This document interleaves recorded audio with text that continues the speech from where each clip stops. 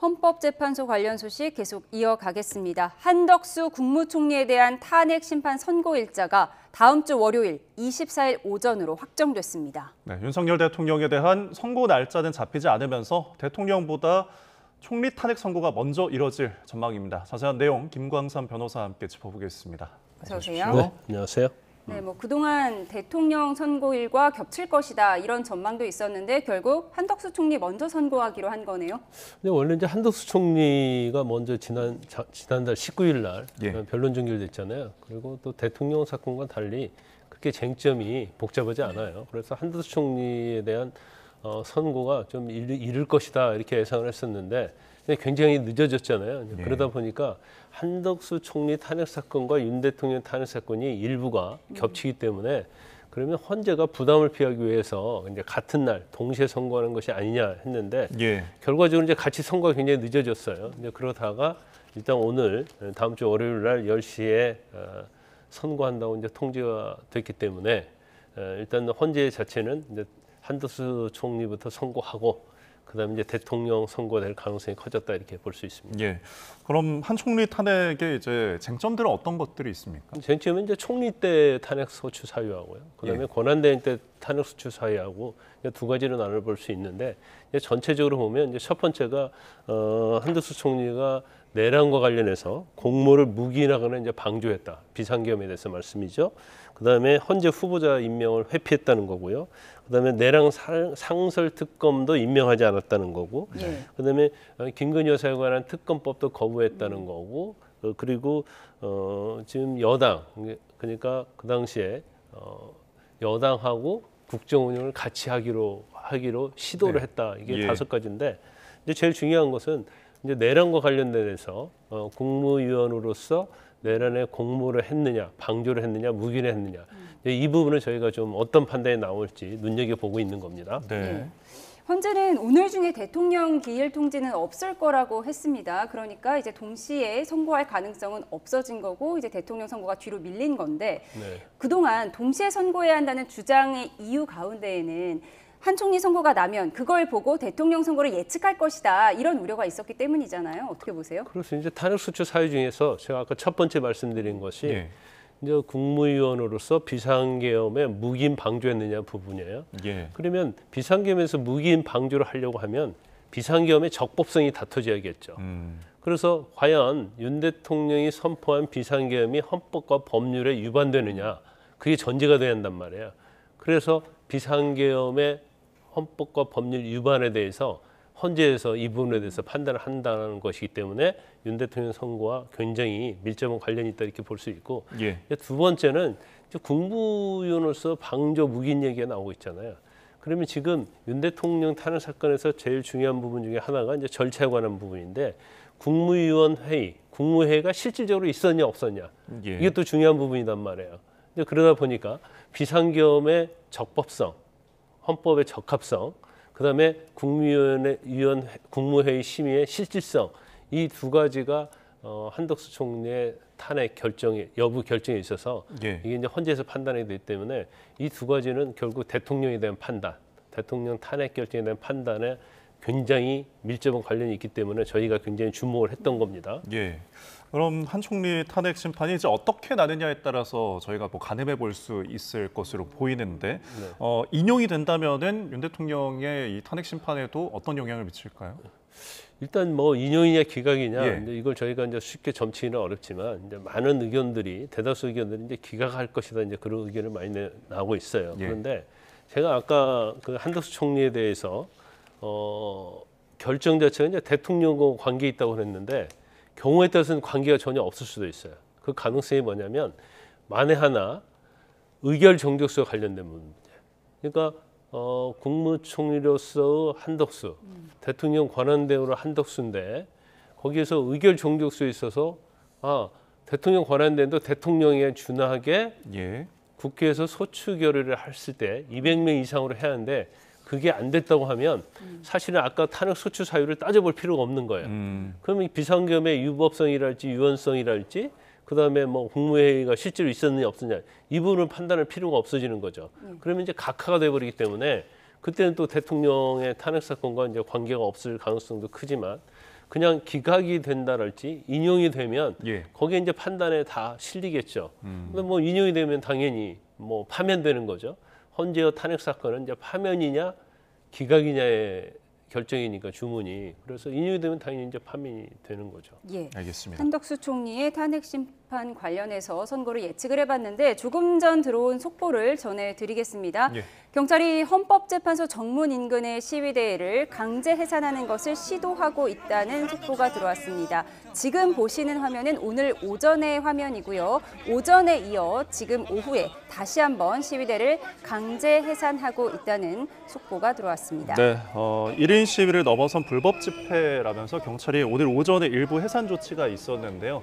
일단 지금 현장에서 오후에도 역시 해산이 이루어지고 있고 지금 보시는 화면은 오전에 있는 모습입니다. 헌법재판소 앞 상황인데 경찰관 여러 명이 여러 지지자들을 끌고 가고 있고 바리게이트를 치고서 막는 모습까지 지금 보고 있습니다.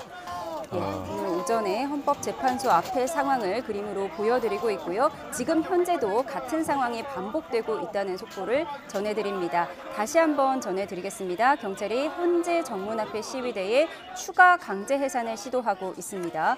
헌법재판소 정문 주변에는 지금 천막 시위대가 많이 있죠. 그리고 양쪽 시위대가 격화한 가운데 오늘 민주당 백혜련 의원이 달걀 투척 사건이 있기도 했습니다. 시위대 일부는 몸싸움 등 저항을 하고 있다는 얘기도 들리고 있습니다. 예, 보시는 것처럼 한 남성을 경찰 여러 명이 잡기도 하고요. 자, 지금 본회의장에서 국회 본회의장에서 국민연금 관련된 투표가 이어지고 있습니다. 현장 보시죠.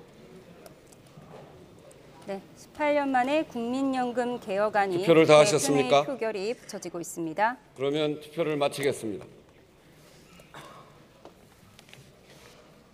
네, 현재 재적 인원 300명으로 나와 있고요. 재석 인원 277인입니다. 네, 찬성 193명, 반대 40명, 기권 44명으로 투표 결과를 있습니다. 말씀드리겠습니다. 재석 277인 중 결과 들어보시죠. 찬성 193인, 반대 40인, 기권 44인으로서 국민연금법 일부 개정 법률안 대안은 가결되었음을 선포합니다.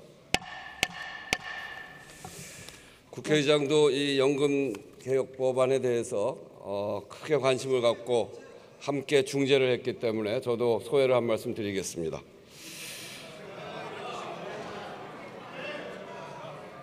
네. 오늘 본회의는 역사적으로 큰 의미가 있습니다.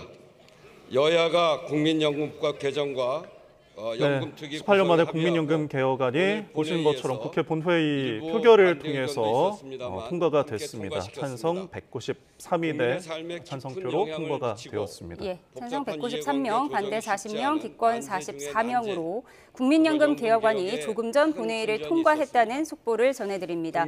오늘 오전에 우원식 국회의장 주재로 여야 원내대표가 국민연금 개혁안에 합의를 했었죠. 합의안은 내는 돈인 보험료율을 현행 9%에서 13%로 높이기로 하고 내년부터 해마다 0.5%포인트씩 8년 동안 인상한다는 내용입니다. 예, 또 받는 돈인 소득 대체율은 43%로 조정을 하는 모수 개혁안, 내년부터 43%로 인상이 되는 개혁안이 본회의를 통과를 했다는 소식까지 저희가 전해드렸습니다. 예. 18년 만에 국민연금 개정안이 통과됐다는 소식을 저희가 현장 그림과 함께 전해드렸습니다. 저희는 김광삼 변호사님과 현재 상황에 대해서 조금 더 짚어보도록 하겠습니다. 네, 조금 전에 이제 국회를 저희가 다녀왔고 그 앞서서 이제 헌재 앞에서 1인 시위가 굉장히 이뤄지고 있었잖아요. 네, 거기서 이제 수십 명들이 모이면서 경찰이 이제 강제 해산을 시도하는 장면을 보고 왔는데 지금 이게 탄핵 찬반할 것 없이 굉장히 많은 사람이 모여 있었는데 좀 어떤 상황이었나요? 일단 이제 헌재에서요. 예. 100m 이내에는 시위 집회를 하지 못하도록 법에 규정이 돼 있죠. 예. 그런데 일반적으로 이제 집회 시위를 하려고 하면 이게 경찰에 신고를 하도록 돼 있어요. 그런데 1인 시위 같은 경우에는 신고를 하지 않아도 됩니다.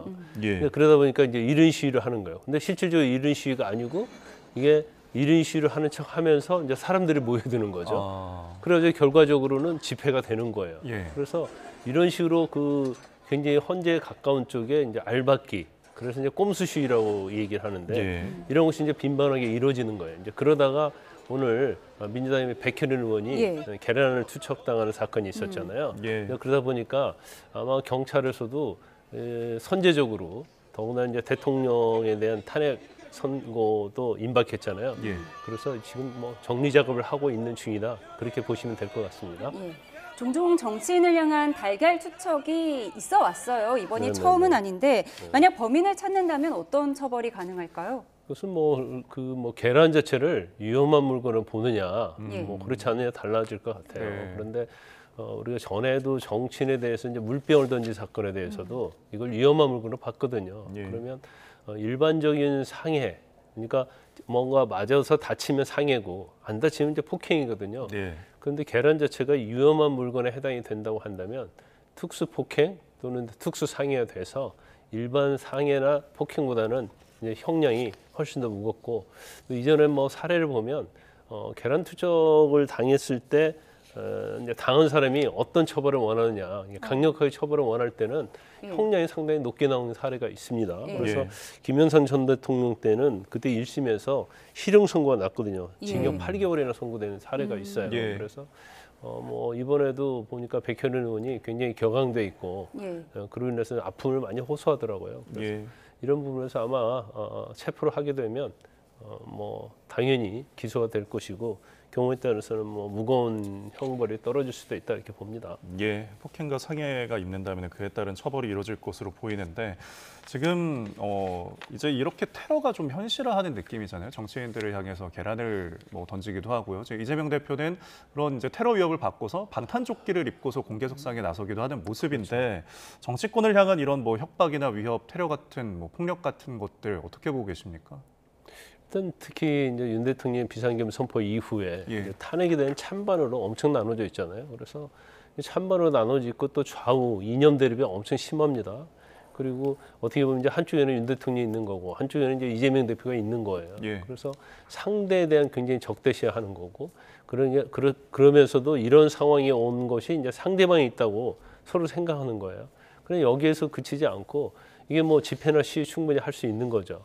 그런데 거기에 이제 감정이 개입되는 거고 그 감정 개입이 거기서 끝나는 게 아니고 행동으로 옮기게 되는 겁니다. 그래서 어떤 자신과 의견을 달리하는 측을 적으로 보고 그러면 거기서 이제 공격을 일삼게 되는 이제 그런 상황이 되죠. 그래서 뭐 이재명 대표도 마찬가지고 그다음에 뭐 또 반대쪽도 마찬가지겠죠. 그런데 제가 볼 때는 정치인에게도 좀 책임이 있다고 봅니다. 왜냐하면 너무나 이게 정치의 이익을 위해서 자기 지지자들을 굉장히 갈등으로 몰아넣는 경향이 있거든요. 그래서 뭐 상대방을 대해서 뭐 용서하지 않겠다느니 어떤 형식으로 하겠다고 어느 한쪽에서는 뭐 만약에 그런 행위를 하면 뭐 헌재를 갖다가 가만두지 않겠다니 이런 것들이 사실은 굉장히 지지자를 보면 격분하게 만들고 오히려 어떤 테러랄지 이런 행위를 하게 갈등을 부추기는 그런 경향이 있어요. 그래서 첫 번째는 이제 정치인들이 자제를 해야 하고요. 그다음에 이제 헌재에서 이제 곧 임박하니까 이제 기각이 됐건 인용이 됐건 여기에 사실 이제 승복을 하는 것이 맞다. 제가 볼 때는 이제 선거를 앞두고 있잖아요, 윤 대통령에 대한. 그러면 양 당에서 말은 승복은 하고 있는데 그게 정말 진정성 있는 승복이냐가 굉장히 의문이 있거든요. 그러면 여기서 양 당에서 뭐 대표가 됐건 뭐 비상대책위원장이 됐건 둘이 우리는 승복한다 하고 얘기를 하면 결과가 나온다 하더라도 사실은 굉장히 소요롭지 굉장히 위험한 일은 그래도 덜 일어날 겁니다. 그런 모습을 정치인들이 좀 모범적으로 보여주면 좋겠다. 저는 그렇게 봅니다. 백혜련 의원에 대한 달걀 투척 등 격앙된 시위 현장과 정치권의 모습을 분석해 주셨는데요. 한덕수 국무총리 탄핵 심판 이야기 좀 더 해보도록 하겠습니다. 한덕수 국무총리 탄핵 심판은 한 차례 기일로 변론이 마무리됐던 만큼 그 쟁점이 상대적으로 복잡하진 않습니다. 다만 비상계엄을 둘러싼 부분은 윤 대통령의 탄핵 심판과도 일부 맞물려 있어서 헌재의 구체적인 판단 내용이 주목이 되고 있습니다. 이승배 기자가 그 쟁점을 정리했습니다.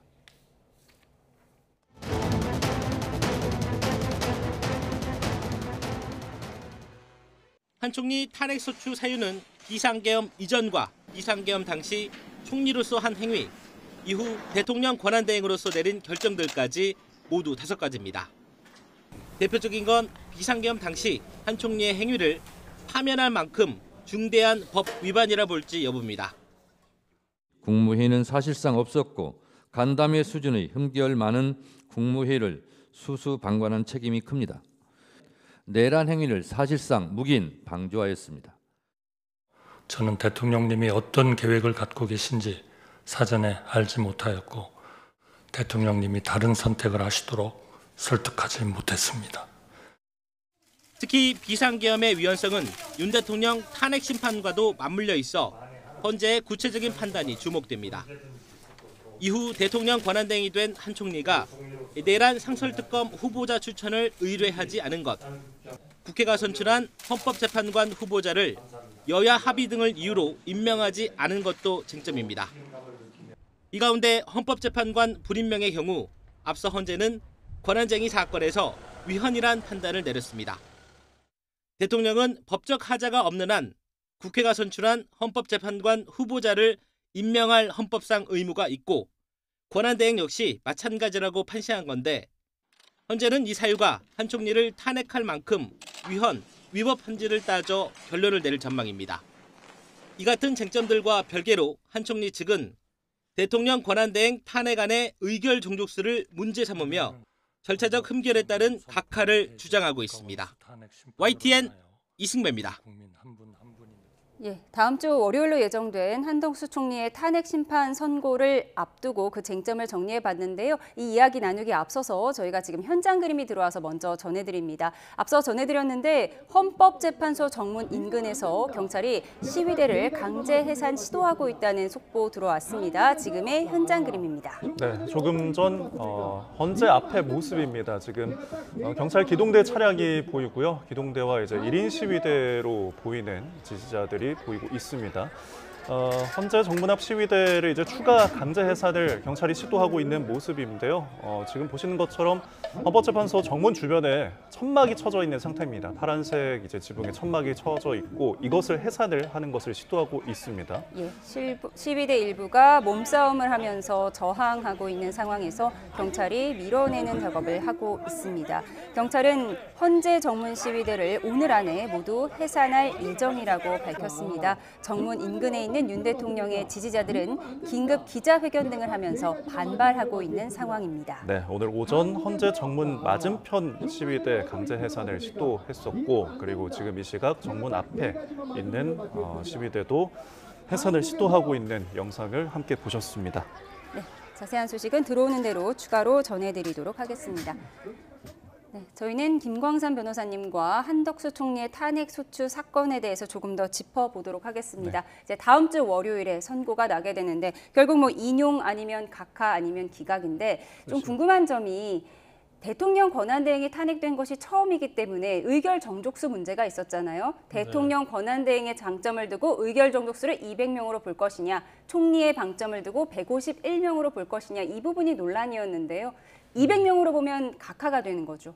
그렇죠. 그러니까 굉장히 이 부분은 이제 중요한 부분이고 우리 헌재의 역사가 없던 겁니다. 예. 그래서 권한대행을 대통령에 준하게 볼 것이냐, 아니면 총리로지로서 권한대행만 수행하는 걸 볼 것이냐, 그게 뭐 가늠자가 될 것 같아요. 그래서 만에 하나 뭐 내일 각하 결정이 나온다고 한다면 결국은 200명으로 소치 결의를 안 했기 때문에 결국 각하 결정이 나오고 직무에 이제 바로 복귀한다 그럼 이렇게 이제 볼 쟁점도 수가 있어요. 살펴볼 필요가 없다는 결론인 그렇죠. 거죠. 예. 기각이나 인용이 이제 문제가 되지 않는다는 건데 예. 내일 또 하나 이제 윤 대통령과 관계도 굉장히 중요하지만 한 총리에 대한 탄핵 소추가 아까 5가지 정도 된다고 그랬잖아요. 예. 그 중에서 여당과의 국정 운영을 시도했다는 거 빼놓고는 나머지가 지금 민주당에서 최상목 권한대행에 대해서 소추를 하겠다는 내용과 일치할 가능성이 큽니다. 그래서 만약에 인용이 된다고 한다면 예. 그 내용 중에 어느 부분이 뭐 헌법 법률 위반이 되는 건지 예. 거기에 대한 판단이 될 거예요. 그래서 당연히 뭐 기각이 되면 뭐 최상목 권한대행에 대해서 탄핵 소추는 뭐 없겠죠. 예. 권한대행으로서. 그렇지만 이제 인용이 된다면 이제 그 부분에 대해서 어떻게 작용할 것인가, 이제 그게 굉장히 중요하게 예. 될 겁니다. 인용을 하게 되면 이제 파면인 거고 기각이나 각하를 하게 되면은 이제 최상목 대행 아니라 한 총리 대행으로 다시 이제 오는 그렇죠. 거잖아요. 네. 그렇다면 이 효력이 발생은 어느 시점에 되는 겁니까? 일단 주문해서요. 아. 기각한다 이러면 그때부터 효력이 발생이 되는 거예요. 예. 그래서 일반적으로 일반적이 아니라 이제 법적으로 예. 그 효력의 시점이 굉장히 중요하기 때문에 윤 대통령이 됐건 일반적으로 탄핵 심판 결정을 할 때는 20분 내외로 선고를 하고 네. 그다음에 제가 이 방송에서 얘기했는지 모르겠지만 이제 주문을 앞에 하느냐 예. 뒤에 하느냐에 따라서 또 여러 가지 해석이 달라질 수 있는 여지가 있고요. 그래서 주문에서 주문을 이야기할 때, 그러니까 이유의 요지가 아니고 주문을 갖다가 선고할 때는 시간을 명겨둬야 됐어요. 분 단위로. 왜냐하면 그 분에 따라서 파면이 되든지 아니면 다시 복귀하는 거잖아요. 그러니까 대통령 권한대행으로서 복귀하는 시간 예. 아니면 파면이 되는 시간 이렇게 되기 때문에 네. 이 시간은 굉장히 중요하죠. 예, 다음 주 월요일에 한덕수 총리 탄핵 심판 선고가 나고 나서 이제 대통령에 대한 선고가 날 때까지 상당히 다양한 해석이 있을 것 같습니다. 네. 지금 다음 주가 사법 슈퍼위크다 이런 얘기도 나오는데 다음 주 수요일에 이재명 대표 또 공직선거법 그렇죠. 위반 항소심 선고가 있잖아요. 네네. 대통령에 대한 탄핵 심판 선고가 수요일 같은 날에 이루어질 가능성도 있을까요? 지금 가능성이 많이 농후해졌죠. 어. 일단 헌재에서는 이번 주에 공지는 없다고 그랬잖아요. 예. 그런데 월요일 날 한덕수 총리 선고해요. 예. 그러면 적어도 가장 빠르면 월요일 날 대통령에 대한 탄핵 심판 선고를 한다고 할 수 있거든요. 그러면 월요일 날 하면 수요일이 될 가능성이 커요. 수요일 날은 이재명 대표 선고가 있는 날이잖아요. 예. 그러면 대통령 다음 주에 대통령에 대한 선고를 한다는 걸 전제로 한다고 한다면 결국 수목금이 될 것이고 예. 가장 이르면 수요일에 된단 말이에요.